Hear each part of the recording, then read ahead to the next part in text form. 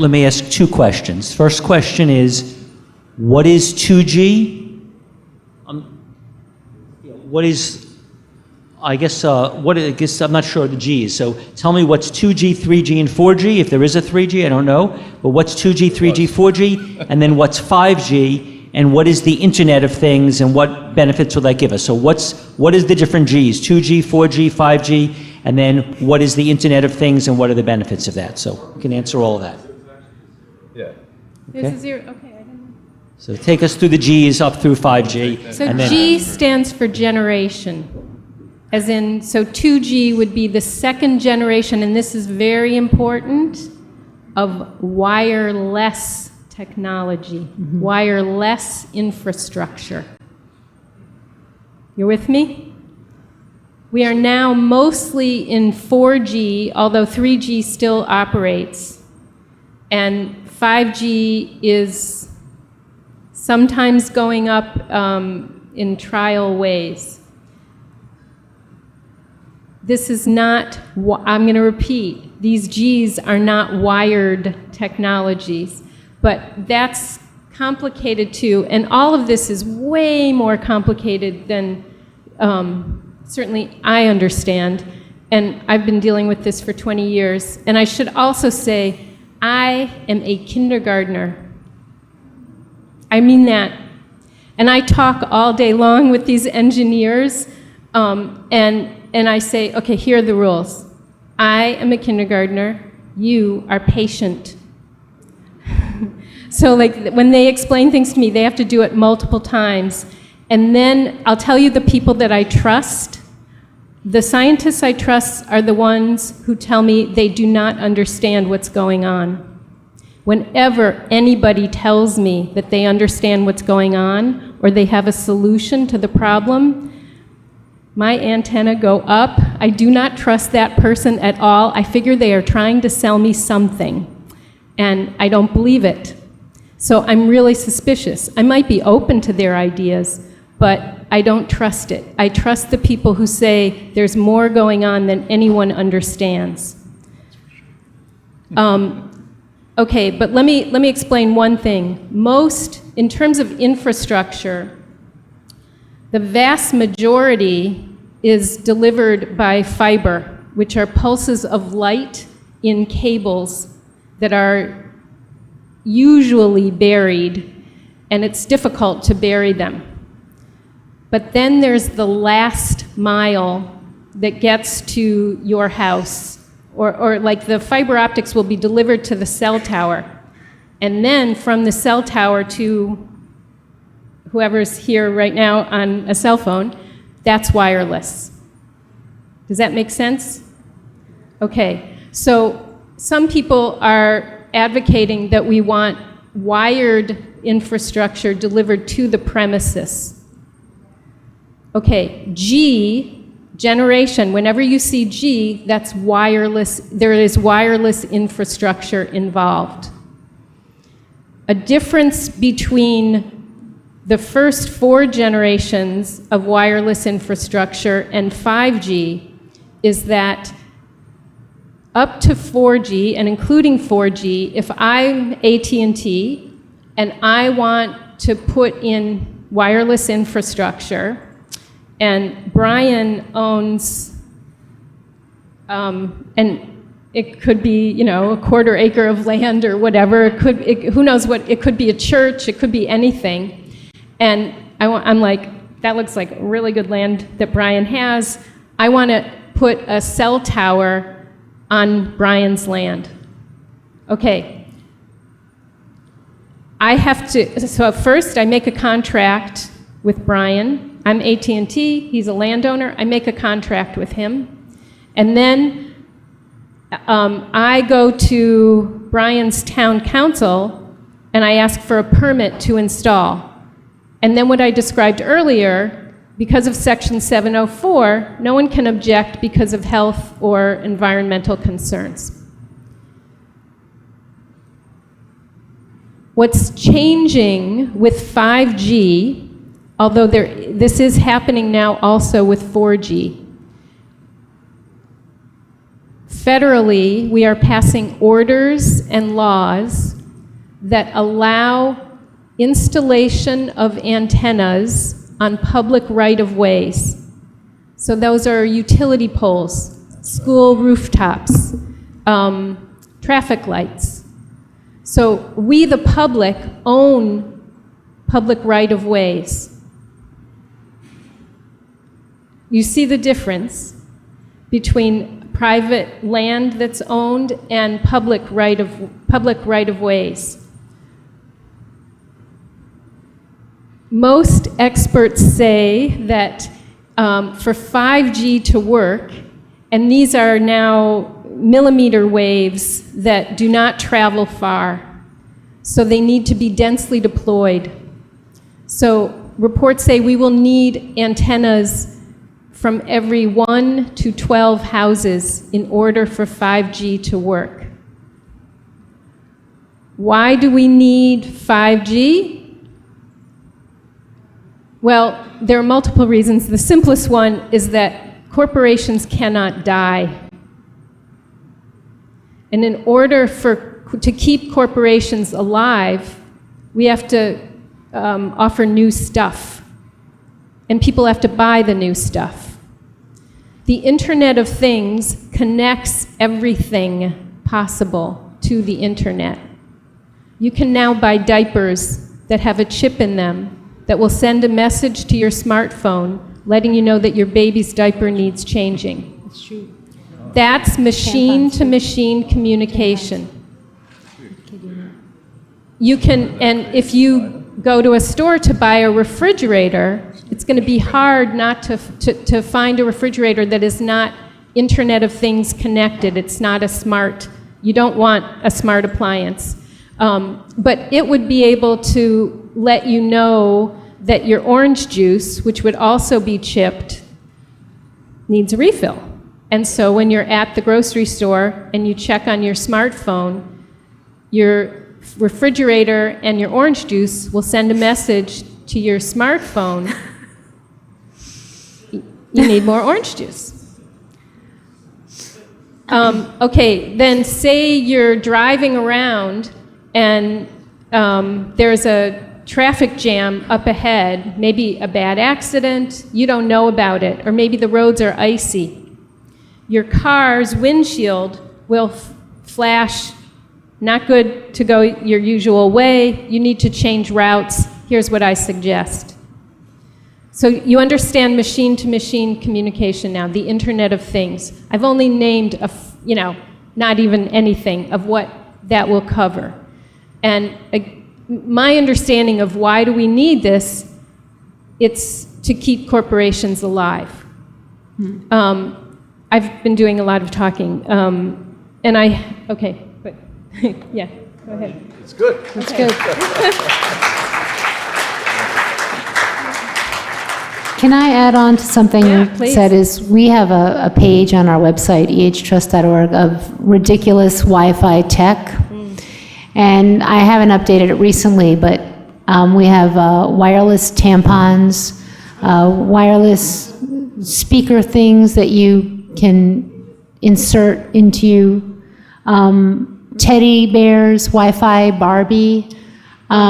It's really shocking how much stuff there is that they're chipping that is useless and that makes no sense to me, and it doesn't seem safe, radiation aside, because like they found that some of these stuffed animals that are speaking, then people can hack into them. I mean, there's so many, that's a whole other conference on cybersecurity.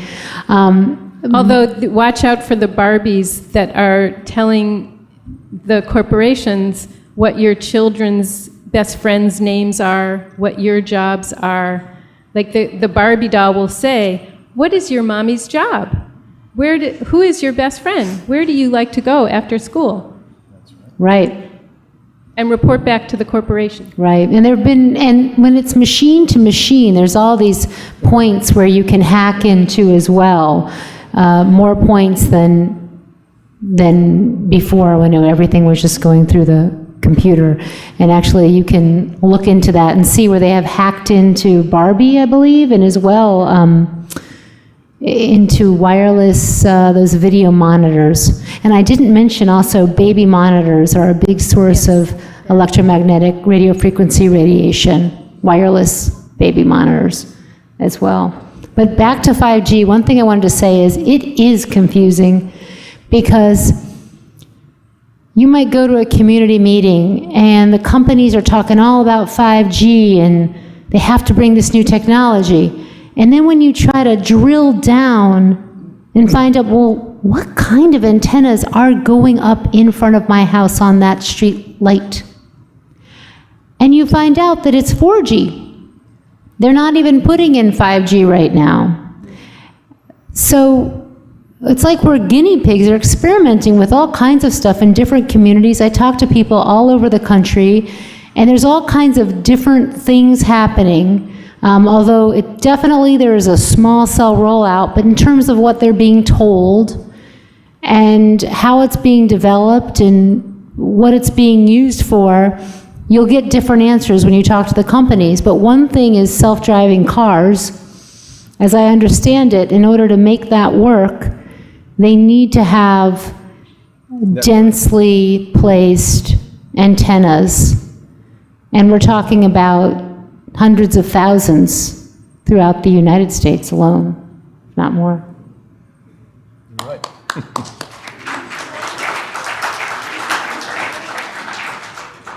I'm going to try to go back to the initial question that Stephen asked, and certainly not an expert, but one that speaks to the expert. I'll try to explain to you in a simple way of what happened from zero generation to what we're now being introduced to, 5G. In our old way of thinking with electric, the more wires you had, the more electric you could dispense. So the old school system to speak about, everything was wired. If you dig up New York City, you're going to find every wire that's ever been placed below that for the millions and millions, hundreds of millions of people that have lived there from the beginning of electric. Then what happened is the Pentagon began looking at the space program and finding ways to disconnect from structure. They said, it costs a lot of money to put these cables in. It costs a lot of money for the labor and the material itself. So let's see if we can do things without wire. And that's where it all began. Now, if you attended my program yesterday, Quantum Human Biology, I gave you the history of life as we know it. That we came out of what? Frequencies. And so my colleague and friend taught me a long time ago that healthy cells work at 75 hertz. And although that's a very powerful hertz for your 100 trillion cells, the truth of the matter is it's very fragile. If I even put a subtle bit of frequency into that cell, it may start spinning in the wrong direction. It may not communicate with the other cells. It may not adhere to the cell next to it to make a strong heart, a strong liver. It may disturb the neurons in my brain, as we've seen from the work of Dr. Davis, Stanford, Exeter University, Yale University, etc. So where we've taken a quantum leap, it was horrible we went up to 4G, fourth generation, but the way I was taught to describe this, I'm going to describe this, and if you don't get it the first time around, I'll do it the second. This is important to understand. The frequency of water is what they based 4G on. Now that's pretty scary, because pretty much all living things that we know have water in it, including you. About 70% of you is water. So when the 4G, which is widely employed globally, most of you sitting here and listening to me globally have 4G devices that you're using. Every single time you employ that, in close proximity to your body, or you're near a cell tower where thousands of people in your neighborhood or community are employing it, the 75 hertz is being challenged by 4G. We're becoming less structural with 5G. Why it's 100 times worse, they're basing this on the frequency of not water, but oxygen. So remember, water's hydrogen and oxygen. They got rid of the hydrogen on this one. Oxygen's more etheric. What does that mean? Less structure. Every living thing depends upon oxygen, and the transport of life from life depends upon oxygen. And it's a more fundamental concern, because in 7 minutes, your body without oxygen dies. It takes 3 to 4 days without water. So now we're working at a much more fragile and subtle frequency, which, interesting enough, amplifies the concern. So the less structure you have, the more problem it is for healthy biological cells. So that's hopefully allowing you to understand why this is becoming more pervasive, more problematic, and it will cause more disorders, both physical and emotional disorder.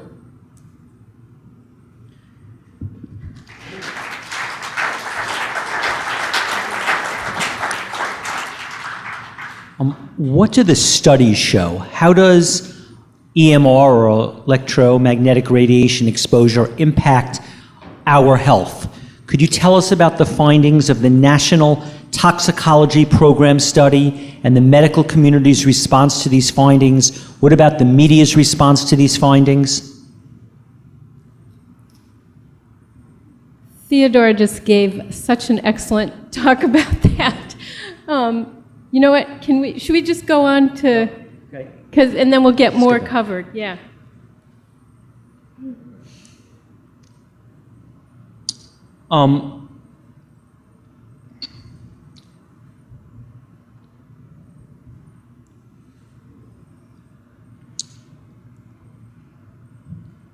How does man-made electromagnetic radiation impact our food supply? Want to take that? I have a list of things. So first, as Theodora reported, we know that bees are impacted and other pollinators. Bees have cryptochrome. Listen to the language. Cryptochrome is magnetically sensitive protein in the eyes. Magnetically sensitive. They use it to determine due north. What happens with bee colony collapse disorder is the bees just disappear. We don't see dead bodies, we don't see sick bodies, they just disappear. So that's a navigational problem. Cryptochrome is impacted by radiofrequency radiation. And so the scientists that have been publishing about this say we need to include radiofrequency radiation as part of the problem, along with the varroa mite and harsh winters and other things, pesticides. We also need to include radiofrequency radiation as a contributor to colony collapse disorder. Then John Deere, the tractor maker, and Monsanto, the GMO producer, they got married a few years ago. I don't know if you heard about it. They now make these tractors that are there any farmers in the audience? Yes? Okay. These tractors are packed with computers. And while they drive over a little parcel of land or a big parcel of land, the computers access the cloud, and they can tell exactly the moisture content, the mineral content, the weather predicted for the next few months, and then they can tell the farmer or whoever's driving the tractor exactly the kind of fungicide, pesticide, seed, everything, fertilizer, you name it, that is needed to plant for the largest, most lucrative harvest for that parcel of land, and they will dispense the seeds. These are very expensive tractors. But all of those computers are crunching numbers in very fast time. So what would they need? And there, by the way, you can't put a wire, you can't attach a wire to the tractor for that to work. You need a wireless infrastructure for those computers in the tractor to work. So that's another reason that we need 5G, is for those tractors to be able to access the data quickly and wirelessly. I could keep going, but those are a couple ways. You know what? Skip the clapping, and then we'll get more questions. You can clap at the end.